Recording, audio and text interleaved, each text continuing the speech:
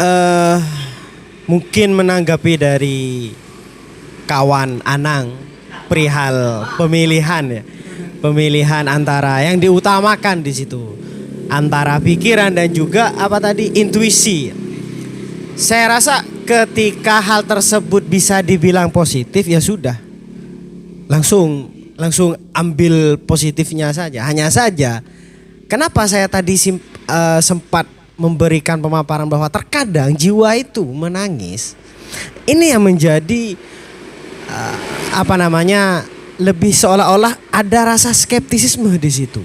Nah iya kan, siapa yang enggak ketika ada keraguan di situ mau maju, wah gimana semisal ternyata dia baik, oke, maju, tapi rasa-rasanya seolah-olah baik, kayaknya enggak bisa gitu, kayaknya enggak bisa. Nah makanya harusnya dari pemantik tadi bentuk penelitian seperti apa gitu, yang terbaik lah dari Epictetus lah kan, iya kan, ketika harus ada pemilihan akan hal itu. Jadi seperti itu. Apakah penelitian kualitatif atau kuantitatif? Nah ini lebih ke mahasiswa ya, sorry. Mungkin ada yang masih mahasiswa. Oke silakan. Jadi ini penelitian seperti apa ya? Seperti apa? Kualitatif deskriptif mas. Cuma yang punya saya sudut disuruh bakuan, ini saya pusing mas. Saya mahasiswa mas. Ya.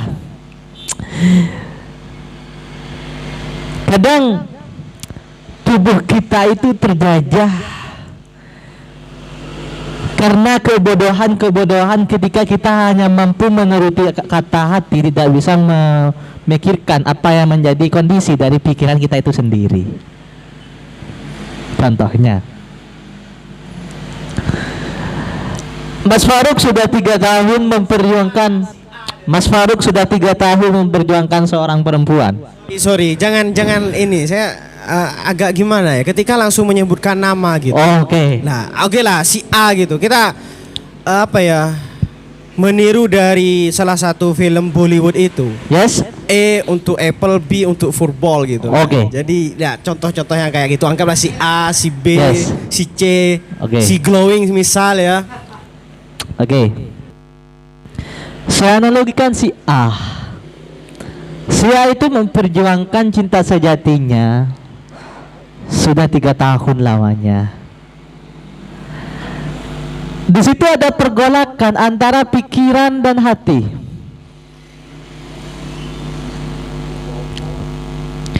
Pikiran memaksanya untuk apa?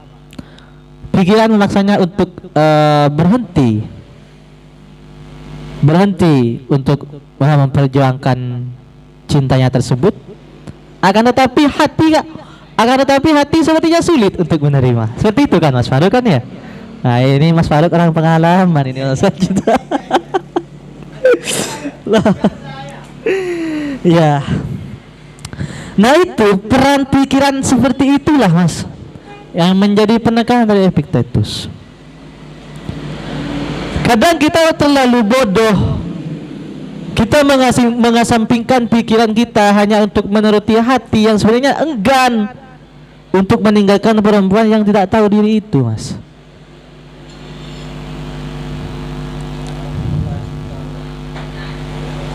Cinta mati itu hanya karena dia tidak menemukan wanita lain.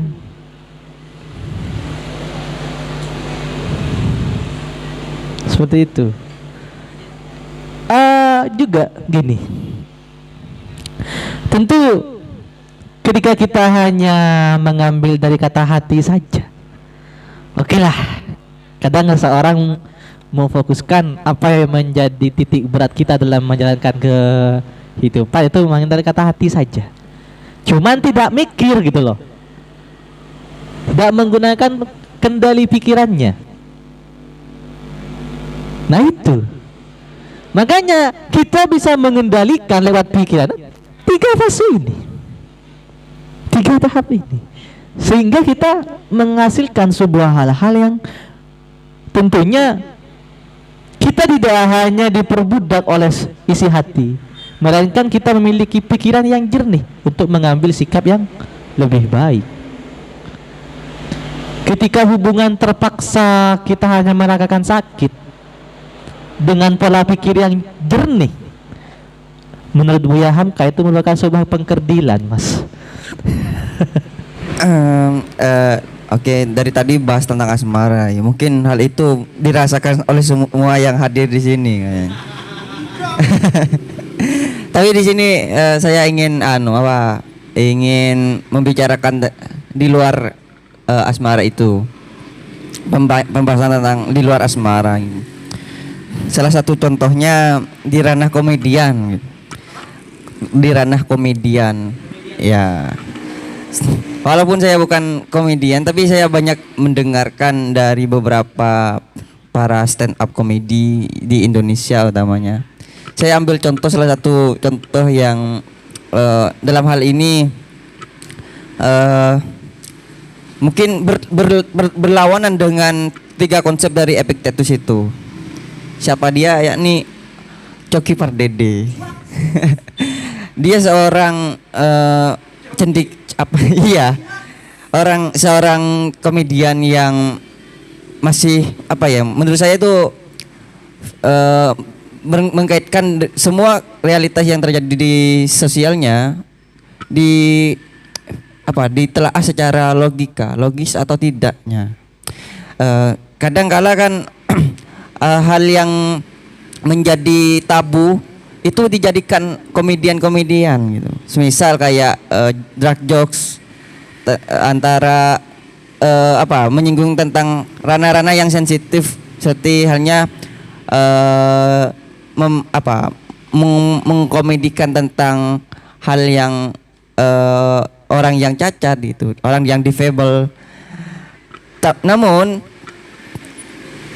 memang pertama-tama secara mendengar hal itu sangat sulit rasanya untuk diterima di kalangan masyarakat. Namun lama kelamaan komedian-komedian yang gelap atau dark jokes dikenal dengan dark jokes itu perlahan-lahan mampu diterima oleh semua kalangan yang dulunya merasa sakit hati dengan lawakan-lawakan seperti itu.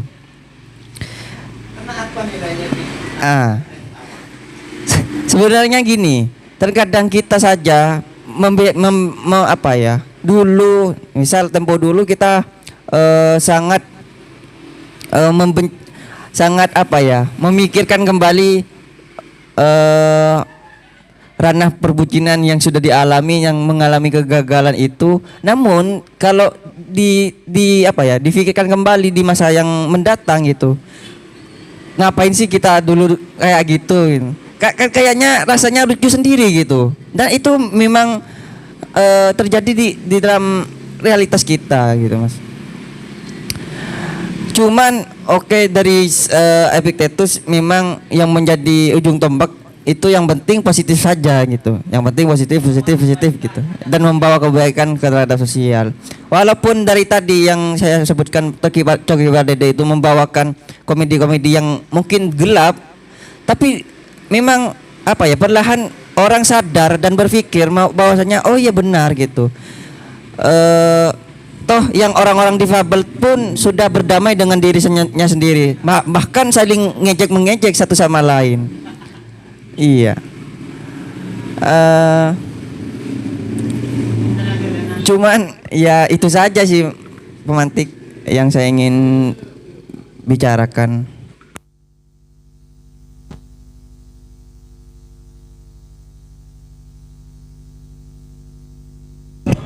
Ya.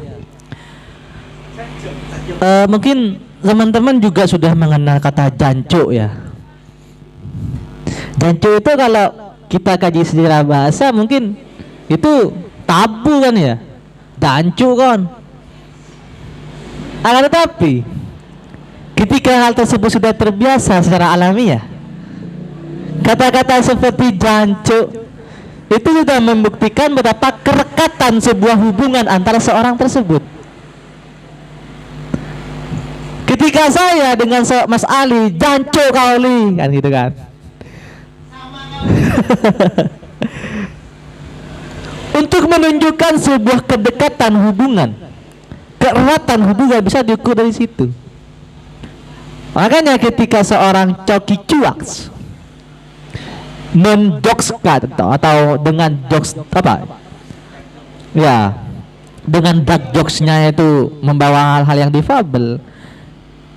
Karena memang penerimaan terhadap orang-orang yang memiliki kekurangan itu sudah berdamai dengan dirinya itu sendiri. Jadi apa yang mau diributkan? Seperti halnya saya yang menggunakan bahasa jancuk, apa yang masih mau diributkan? Jancuk itu merupakan salah satu kata yang digunakan untuk mempererat sebuah hubungan. Sebuah diksi bahasa yang digunakan untuk menunjukkan bahwa antara aku dan kamu itu merupakan sebuah kawan. Seperti itu. Ya, mungkin hanya itu penyampaian dari saya. Sebuah hal yang mungkin menjadi rumit ketika kita tidak mampu mengendalikan dari hal apa yang kita pikirkan.